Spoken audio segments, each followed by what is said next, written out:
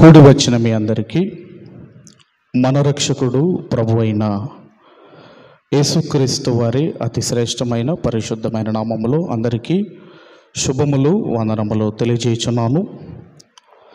Last week ఏం నేర్చుకున్నామమ్మా?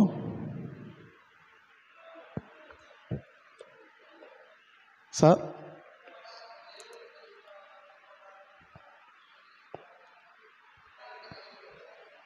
అర్థం కాలేదా?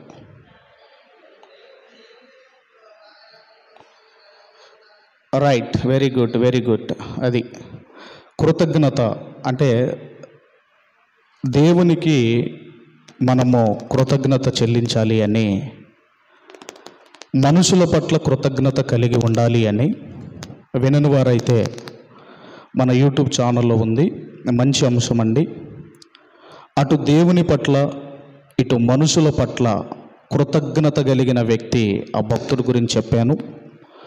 అలాగే యాబేష్ గిలాదు ప్రజలు సౌలు పట్ల ఎలా కృతజ్ఞత కలిగి ఉన్నారో మీ అందరికీ నేను తెలియచేశాను. మంచి అంశము.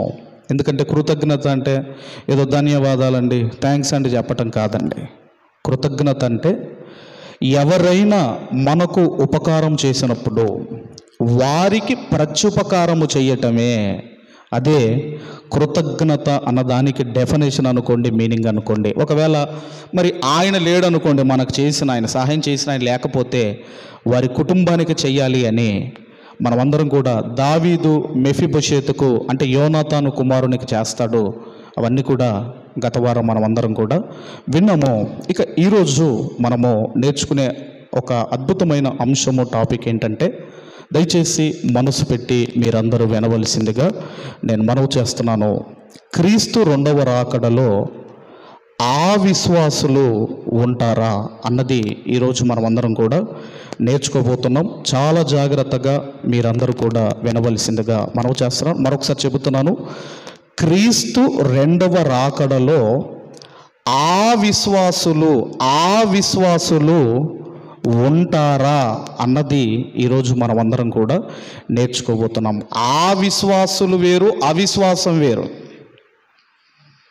అవిశ్వాసం అనుకోండి, ఆ విశ్వాసులు అంటే ఎవరో ఉన్నారంట విశ్వాసులు. ఆ విశ్వాసులు యేసుక్రీస్తు వారి రెండవ రాకడలో ఉంటారా అన్నది మనమందరం కూడా నేర్చుకోబోతున్నాము. ఇంతకీ విశ్వాసము అంటే ఇంగ్లీష్లో మనం ఫెయిత్ అంటాము. మరి ఏంటిది ఫెయిత్ అంటే? ఈ యొక్క విశ్వాసం అంటే అర్థం ఏంటి? What is the meaning of faith అన్నప్పుడు, ఫెయిత్కి బైబిల్ గ్రంథంలో దేవుడు డెఫినేషన్ ఇచ్చాడండి. విశ్వాసానికి దేవుడు నిర్వచనం చెబుతూ హెబ్రీలకు రాసిన పత్రిక 11వ అధ్యాయము 1వ వచనాన్ని మనమందరం కూడా చదువుకుందాము. విశ్వాసమనున్నది నిరీక్షింపబడు వాటి యొక్క నిజస్వరూపమును అదృశ్యమైనవి ఉన్నవనుటకు రుజువైయున్నది. అదృశ్యమైనవి ఉన్నవనుటకు రుజువైయున్నది. విశ్వాసానికి, ఫెయిత్కు డెఫినేషన్ చెబుతున్నాడు దేవుడు. విశ్వాసము అంటే అదృశ్యమైనవి ఉన్నాయని నమ్మడమే విశ్వాసము. ఇప్పుడు దేవుడు కనిపిస్తాడమ్మా? చెప్పండి అమ్మా. దేవుడు కనిపిస్తాడా? మానవ నేత్రాలకు దేవుడు కనబడతాడా? కనబడడు. ఎందుకు కనబడదు? ఎందుకు కనిపించడు ఆయన? ఎందుకు కనిపించడంటే దేవుడు ఆత్మ గనుక. దేవుడు ఆత్మ గనుక మన ఆత్మే మనకు కనబడదు.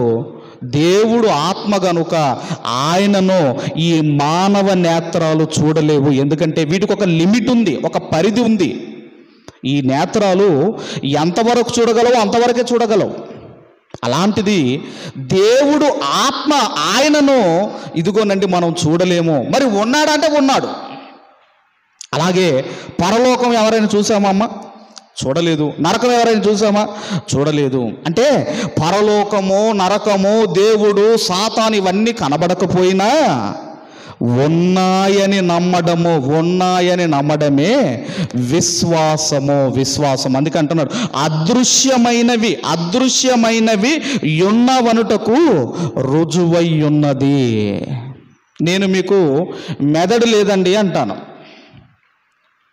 మీకు బ్రెయిన్ లేదండి అంటాను. పోనీ నాకెందుకు లేదు బ్రెయిన్ లేదంటే ఒకవేళ చూపించండి అంటే మీరు చూపిస్తారమ్మా? చూపించాం. కానీ నమ్ముతారా ఉందంటే? నమ్ముతాము. అంటే కొన్ని కనబడకపోయినా, కొన్ని మనకు కనబడకపోయినా మనం నమ్మాలి. కొన్ని మనం చూడకపోయినా మనం నమ్మాలి. మన గుండె కనపడదు, మన మెదడు కనపడదు, కొన్ని మనకు కనపడవు, అయినా ఉన్నాయని నమ్ముతున్నాం. అలాగే దేవుడు, పరలోకము, దయ్యము, నరకము ఇవన్నీ కూడా నీవు ఉన్నాయని నమ్మడమే విశ్వాసము. అసలు క్రైస్తవులు అంటేనే విశ్వాసులు. మరి క్రైస్తవులు అంటేనే విశ్వాసులు అన్నప్పుడు యేసుక్రీస్తు వారి రెండవ రాకడలో ఆ విశ్వాసులు అంటే ఇంతకు ఆ విశ్వాసులు ఎవరు అనేది మనం చూడగలిగితే, మనందరం కూడా కీ రిఫరెన్స్ మనం చూడగలిగితేనండి, మూలవాక్యం మనం చూడగలిగితే దయచేసి లూకాసు వార్త 18వ అధ్యాయము 8వ వచనాన్ని అందరము చదువుకుందాము. చదవమ్మా.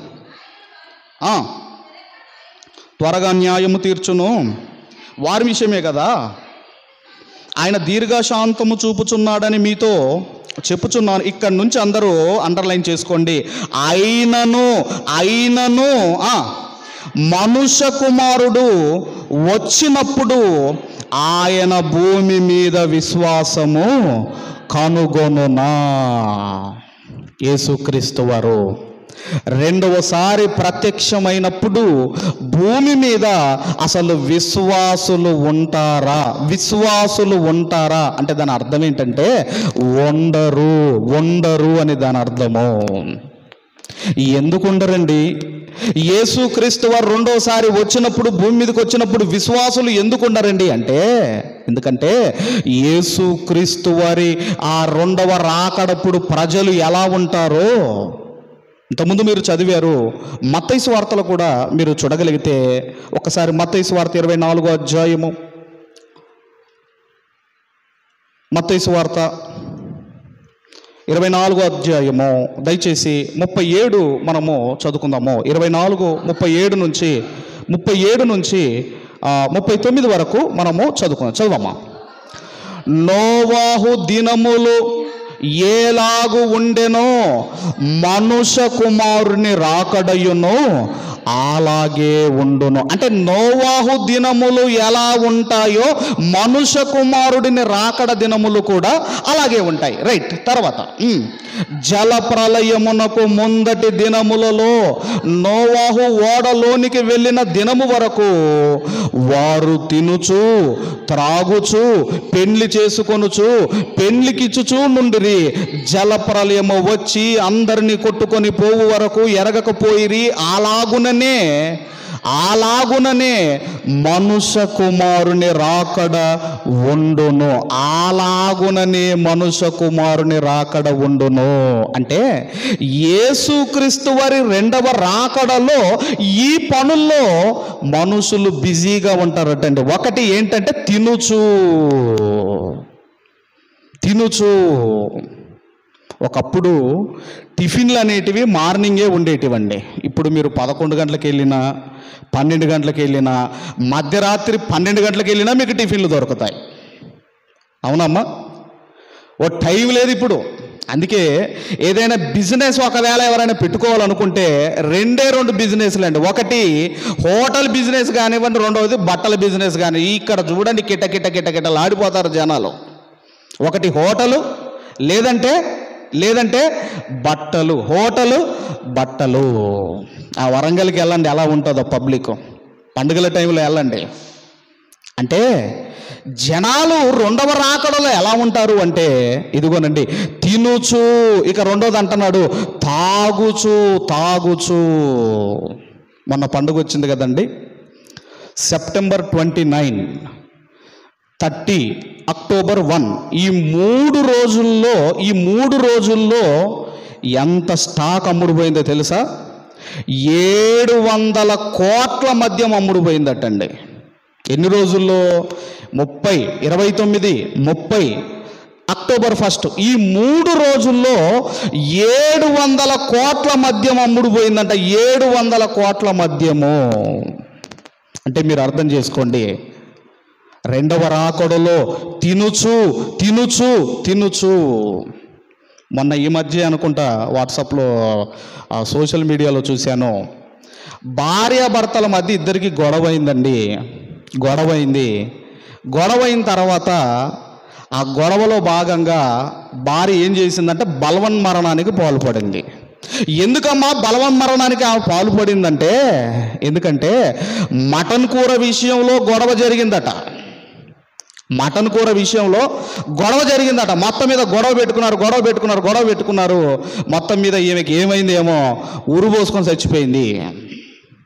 అందుకే అంటున్నాడు, యేసుక్రీస్తు వారి రెండవ రాకడలో ప్రజలు ఎలా ఉంటారు అంటే తినుచు తాగుచు పెండ్లి చేసుకొనుచు పెండ్లికిచ్చుచూ ఉండిరి. అంటే ఈ కార్యక్రమాల్లో మనుషులు ఉంటారు, ఈ కార్యక్రమాల్లో ఉంటారు. అందుకే ఆయన అంటున్నాడు లూకాసు వార్త 18వ అధ్యాయం 8వ వచనంలో కింది రెండు లైన్లు చదువుకుందాం. ఆయనను మనుష్య కుమారుడు వచ్చినప్పుడు భూమి మీద విశ్వాసము కనుగొనున. డే బై డే క్రిస్టియానిటీ అనేది పెరుగుతుందా తగ్గుతుందా? ఏంటండి చెప్పాలి.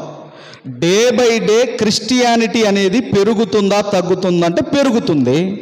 మరి క్రిస్టియానిటీ పెరిగినప్పుడు విశ్వాసులు పెరగాలి కదా. అంటే పెరుగుతున్న వారందరూ విశ్వాసులు కాదా?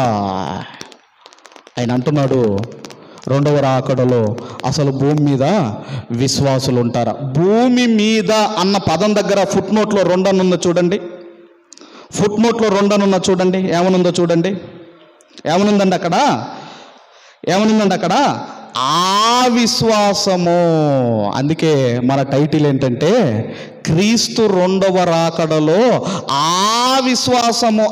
విశ్వాసులు ఉంటారా అంటే, విశ్వాసం అనగానే మరలి రెండు రకాలండి. మరలి 2 రకాలు. అందులో ఒకటి దేవునికి కనబడే విశ్వాసం ఉంది, మనుషులు అనుకుంటున్న విశ్వాసం ఉంది. అందుకే యేసుక్రీస్తు వారు రెండవ రాకడలో వచ్చినప్పుడు అసలు ఆ విశ్వాసులు ఉంటారా? ఈ భూమి మీద ఆ విశ్వాసులు ఉంటారా?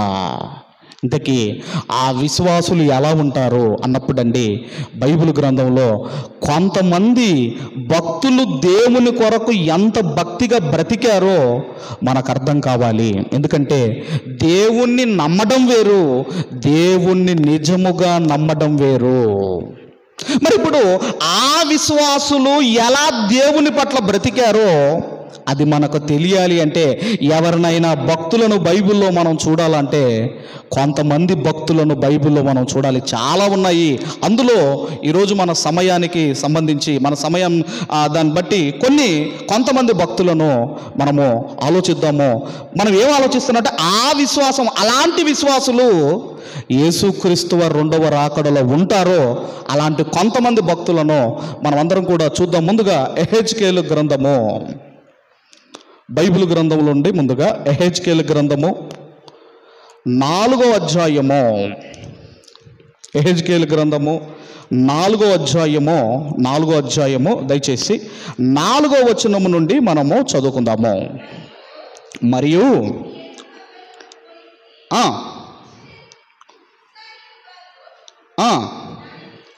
దాని మీద మోపవలెను,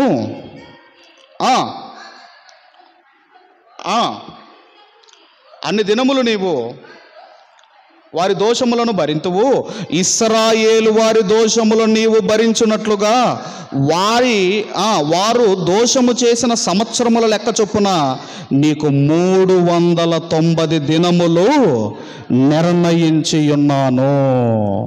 ఇక్కడ మీరు చూడగలిగితే ఆ రోజుల్లో ఇశ్రాయేలీలు, యూదులు దేవుని మాట వినటం లేదండి. అప్పుడు ఎహెజ్కేలు గారితో దేవుడు మాట్లాడుతూ, ఇదిగో ఎహెజ్కేలు 390 దినములు నీవు ఎడమ పక్క పడుకోవాలి. ఎటు పక్కండి అమ్మా? ఎటు పక్కంటమ్మా? లెఫ్ట్ సైడ్ పడుకోవాలి. అదేంటండి? ఎటు సైడ్ నిద్రపోతే ఏంటండి? ఇప్పుడు మీరు పడుకుంటారు, ఎడమ పక్కే పడుకుంటారా, ఎటైనా పడుకుంటారా? పడుకున్న తర్వాత ఎక్కడున్నాలో ఇటు తలకాయ అటు పోయిద్దో, అటు తలకాయ ఇటు వచ్చిద్దో.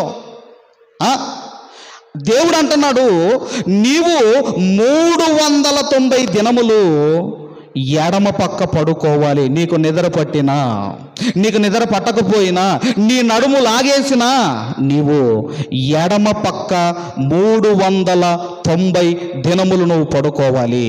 అంటే 390 days ఎడమ పక్క పడుకున్నాడండి. ఆ తర్వాత చెబుతున్నాడు మళ్ళీ, తర్వాత మీరు చూడగలిగితే 6వ వచనము, ఆ దినములు అంటే 390 దినములు గడిచిన తర్వాత కుడి పక్కనను పండుకొని ఉండి 40 దినములు యూదావారి దోషములను భరింపవలెను. సంవత్సరం ఒకటింటికి ఒక దినము చొప్పున నేను నిర్ణయించి ఉన్నాను. ఆ డేస్ అయిపోగానే, ఆ 390 days అయిపోగానే నీవు కుడి పక్కన ఎన్ని దినములు పడుకోవాలి? 40 దినములు నువ్వు పడుకోవాలి. 40 దినం అంటే ఇదిగోనండి, భక్తులు మీరు ఆలోచన చేయగలిగితే, నా దేవుడు లెఫ్ట్ సైడ్ కుడి పక్కన ఇదిగోనండి 40 దినములు పడుకోమన్నాడు. నా దేవుడు ఎడమ పక్కన 390 దినములు పడుకోమన్నాడు. నేను పడుకోవాలంతే. నేనే దొరికానా, నేను ఒక్కనే ఉన్నానా, మేమే ఉన్నామా, ఇంకెవరు లేరా అని అనలేదండి యెహెజ్కేలు గారు. ఇలా పడుకున్నాడు కదండి, ఆయన పడుకున్నాడు. తర్వాత ఇక తినే విషయంలో కూడా దేవుడు ఏం చెబుతున్నాడో మరి మనం చూడగలిగితే, అదే 4వ అధ్యాయము 10వ వచనాన్ని దయచేసి మనం చదువుకుందాం. దయచేసి 4వ అధ్యాయం 10వ వచనము. చెప్పమ్మా, చొప్పున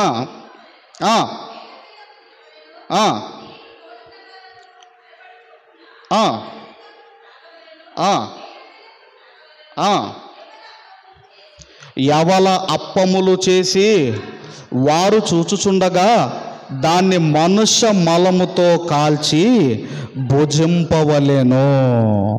ఎందుకు ఈ మాట చెబుతున్నాడు అంటే, దేవుడు యెహెజ్కేలు గారికి ఎందుకు అలా చెయ్యమంటున్నాడు అంటే, ఇదిగో ఇశ్రాయేలులారా, యూదావారలారా, భవిష్యత్తులో మీకు ఇలాంటి గతి పట్టబోతుంది, ఫ్యూచర్లో మీకు ఇలాంటి పరిస్థితి రాబోతుంది అని దేవుడు యెహెజ్కేలు గారి ద్వారా ముందే తన ప్రజలకు చూపిస్తున్నాడు. నువ్వు ఒక యవల అప్పలము చేసుకొని మనుషుల మలముతో నువ్వు తినాలి అన్నప్పుడు అండి, అప్పుడు ఆయన అన్నాడు, అయ్యా నేను ఎప్పుడైనా అపవిత్రమైన దాన్ని నేను తిన్నానా, ఏంటయ్యా అలా తినమంటున్నావు అన్నప్పుడు అండి దేవుడు ఒక ఆప్షన్ ఇచ్చాడండి. ఆ తర్వాత మనం చూడగలిగితే, దయచేసి 14వ వచనం నుంచి మనం చూడగలిగితే, యెహోవా నేనెన్నడూను అపవిత్రత నొందినవాడను కానే, బాల్యము నుండి నేటి వరకు చచ్చిన దాన్నైనను, మృగమునైనను, చీల్చిన దాన్నైనను నేను తినినవాడను కానే, నిషిద్ధమైన మాంసము నా నోటికి ఎన్నడూ పడలేదే అని నేను అనగా, ఆయన చూడుము, మనుషుల మలమునకు మారుగా నీకు గోమలమును నేను నిర్ణయించి ఉన్నాను. నీవు నీ భోజనము సిద్ధపరచుకొనమని సెలవిచ్చి 16వ వచనం, నరపుత్రుడా,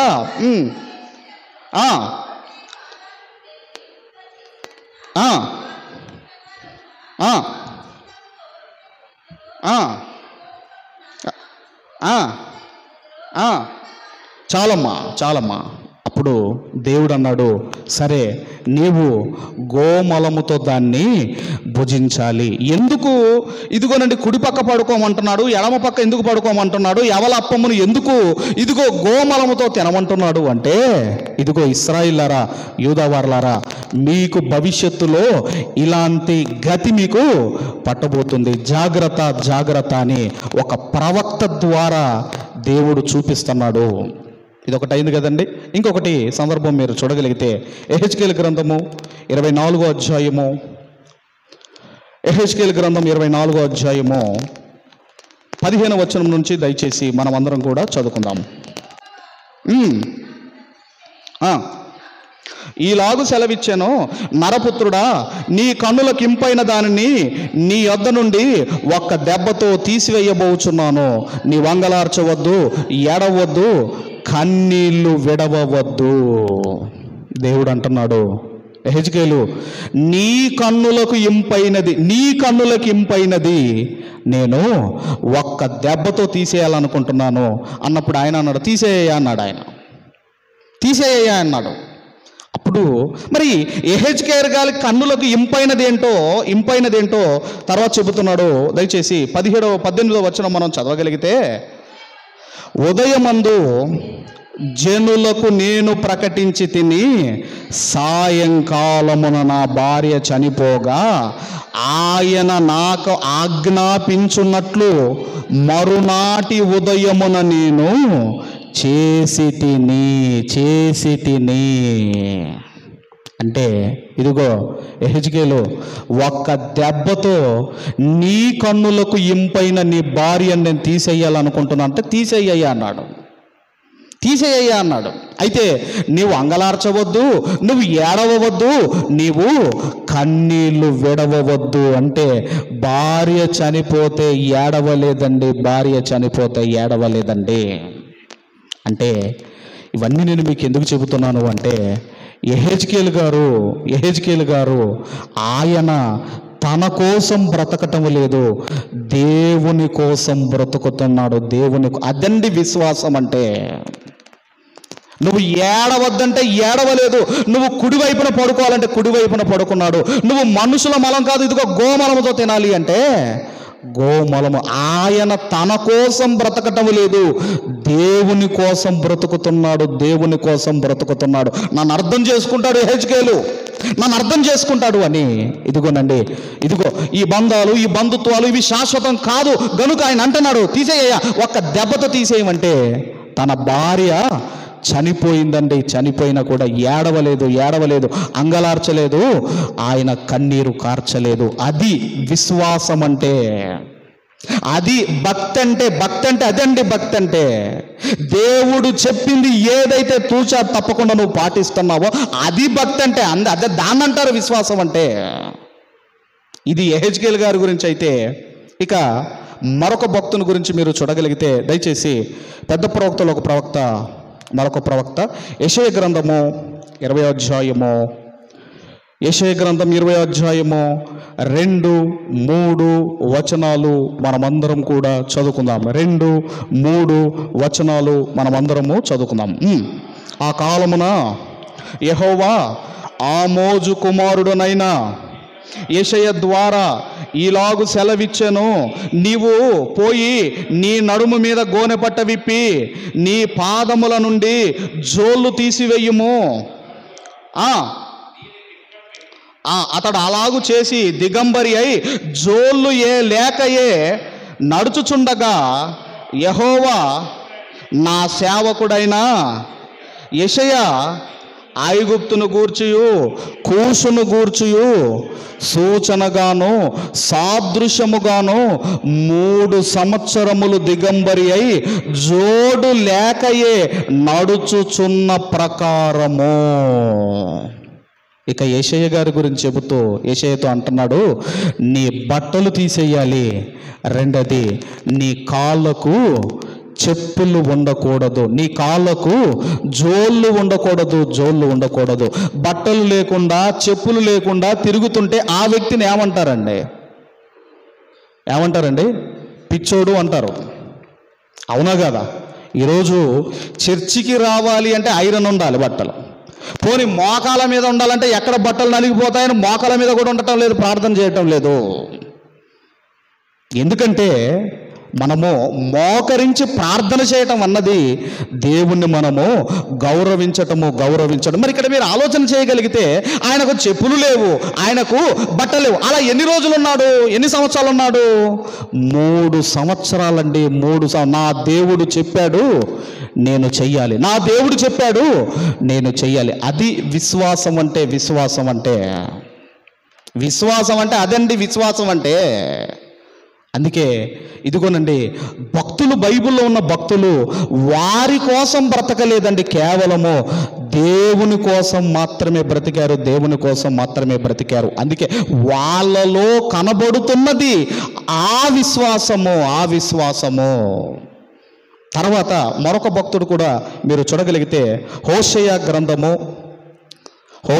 గ్రంథము దయచేసి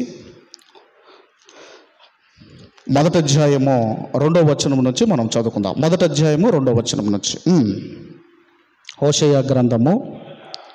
మొదట యెహోవా హోషేయ ద్వారా ఈ మాట సెలవిచ్చెను, జనులు యెహోవాను విసర్జించి బహుగా వ్యభిచరించి ఉన్నారు గనుక నీవు పోయి వ్యభిచారము చేయు స్త్రీని పెళ్ళాడి వ్యభిచారం వలన పుట్టిన పిల్లలు తీసుకొనుము అని ఆయన హోషేయకు ఆజ్ఞ ఇచ్చెను. అదేంటండి అంటే ఎవరిని పెళ్లి చేసుకోవాలో కూడా దేవుడి ఇష్టమేనా ఏంటండి? ఎవరిని వివాహం చేసుకోవాలో అన్న కూడా దేవుడి ఇష్టమేనా అంటే ఆయన అంటున్నాడు అందులో ఎవరిని చేసుకోమంటున్నాడు? వ్యభిచారము చేయు స్త్రీని పెళ్ళాడమంటున్నాడు. అసలు మ్యారేజ్ అంటేనే అమ్మాయికి ఎన్నో పరీక్షలు పెడతారు, అవునా కాదా? ఎన్ని పెడతారండి పరీక్షలు? ఎన్నో పరీక్షలు ఉంటాయి. A to G వరకు ఉంటాయండి. A to G వరకు ఉంటాయి. ఏ అంటే ఏజ్ చూస్తారు, ఏ అంటే ఏజ్ చూస్తారు. తర్వాత బి అంటే బ్యూటీ లేదంటే బ్యాక్గ్రౌండ్ చూస్తారు. సి అంటే ఆ తర్వాత సి అంటే క్యారెక్టర్ చూస్తారు. డి అంటే డౌరీ చూస్తారు. ఈ అంటే ఎడ్యుకేషనల్ బ్యాక్గ్రౌండ్ చూస్తారు. తర్వాత ఎఫ్ అంటే ఫ్యామిలీ బ్యాక్గ్రౌండ్ చూస్తారు.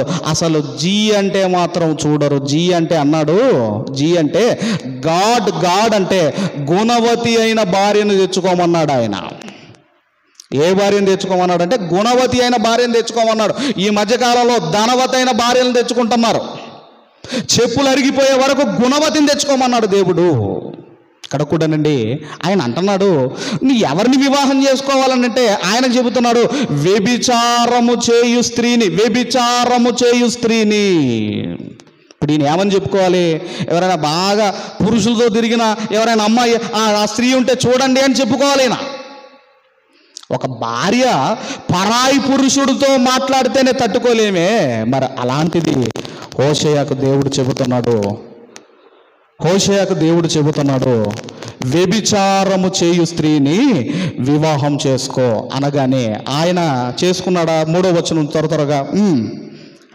కాబట్టి అతడు పోయి దిబ్లయీము కుమార్తె అయిన గోమెరును పెళ్లి చేసుకొనెను. ఆమె గర్భవతి అయి అతనికి కుమారుని కనగా యెహోవా అతనితో ఈలాగు సెలవిచ్చెను, అతనికి యెజ్రాయేల్ అని పేరు పెట్టుము. యెజ్రాయేలులో యేహూ ఇంటి వారు కలగజేసిన రక్త దోషమును బట్టి ఇక కొంతకాలము నేను వారిని శిక్షింతును. ఇశ్రాయేలు వారికి రాజదండము తీసివేత్తును.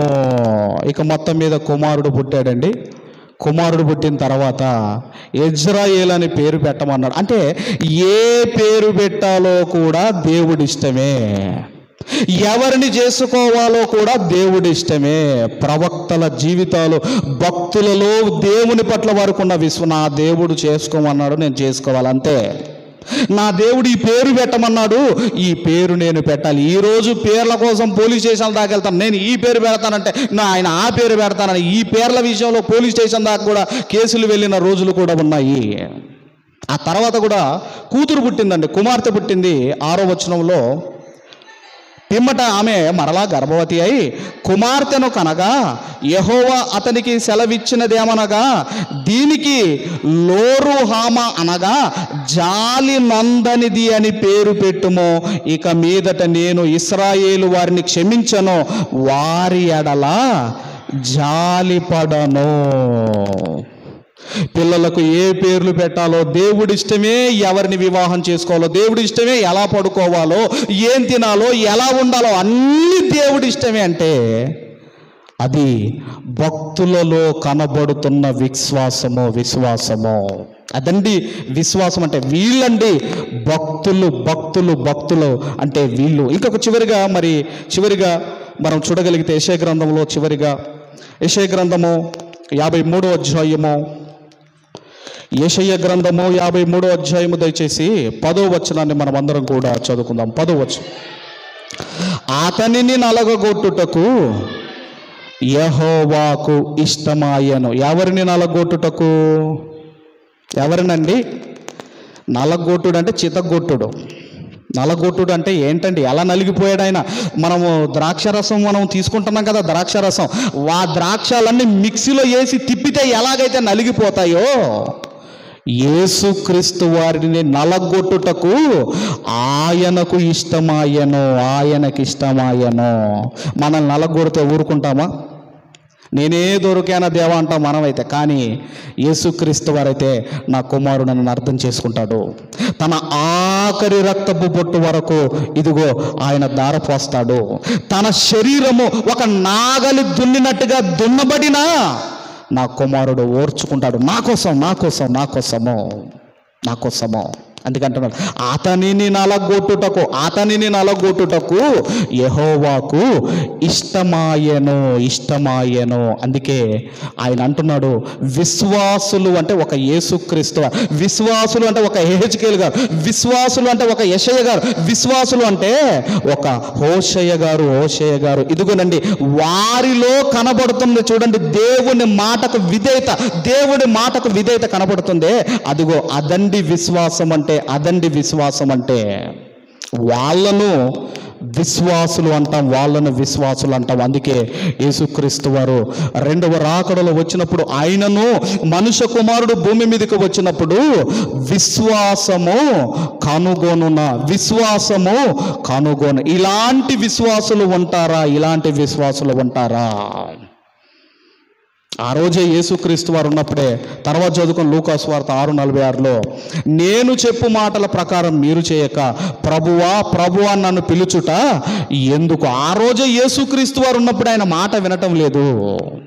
అందుకే రెండవ రాకడలో ఇప్పటికీ సూచనలు మనకు కనపడుతున్నాయి. ఆయన రాకడ వచ్చినప్పుడు జనం మీదకి జనం లేస్తారు. అంటే ఈరోజు లేస్తున్నారు, క్రైస్తవుల మీదకి ఈరోజు లేస్తున్నారు, చంపుతున్నారు, దాడులు చేస్తున్నారు. జనం మీదకి జనం లేస్తారు. ఆ తర్వాత తెగుళ్ళు వస్తాయి అన్నాడు. తెగుళ్ళు అంటే ఇదిగోనండి, ఇంగ్లీష్లో పెస్టిలెన్సెస్ అన్న పదం వాడాడు. పెస్టిలెన్సెస్ అంటే అంటువ్యాధులు వస్తాయి అని. ఆ ఏవైతే యేసుక్రీస్తు వారి రెండవ రాకడకు సూచనలు ఉన్నాయో అవన్నీ కనబడుతున్నాయి. అందుకే ఆయన అంటున్నాడు, ఇదిగోనండి, నేను చెప్పు మాటల ప్రకారం మీరు బ్రతుకుతున్నారు అంటే మీరు ఎవరు అంటే ఆ విశ్వాసులు. అందుకే ఆ విశ్వాసులు యేసుక్రీస్తు వారి రెండవ రాకడలో అసలు ఉంటారా? మీ జీవితాల్లో కూడా దేవుడు చెప్పింది నేను పాటిస్తాను, దేవుడు చెప్పినట్టుగా నేను బ్రతుకుతున్నాను అంటే మీరు ఆ విశ్వాసుల జాబితాలో ఉంటారు. కాబట్టి ఆ విశ్వాసాన్ని మనం పెంపొందించుకుందాము. మనం అనుకుంటున్న విశ్వాసం కాదు. నేను ఇలా ఉంటాను, నేను ఇలాగుంటేనే విశ్వాసం అని, ఆ విశ్వాసం కాదు, దేవునికి కనబడే విశ్వాసము. చాలామంది ఉన్నారు. ఒక అబ్రహాం గారు కానివ్వండి, చాలామంది ఉన్నారు బైబిల్ గ్రంథంలో, చాలామంది ఉన్నారు. ఒక ఏలియా గారు కానివ్వండి, చాలామంది. వీళ్ళందరిలో ఆ విశ్వాసం కనబడుతుంది. వాళ్ళు వాళ్ళ కోసం బ్రతకలేదు, దేవుడి కోసం బ్రతికారు. అలాంటి విశ్వాసాన్ని మనం పెంపొందించుకొని దేవుని కొరకు ఉన్నతముగా బ్రతకాలని కోరుకుంటూ ఈ మాటలు ముగిస్తున్నాను. దేవుడు మనందరిని దీవించి ఆశీర్వదించును గాక. ఆమేన్.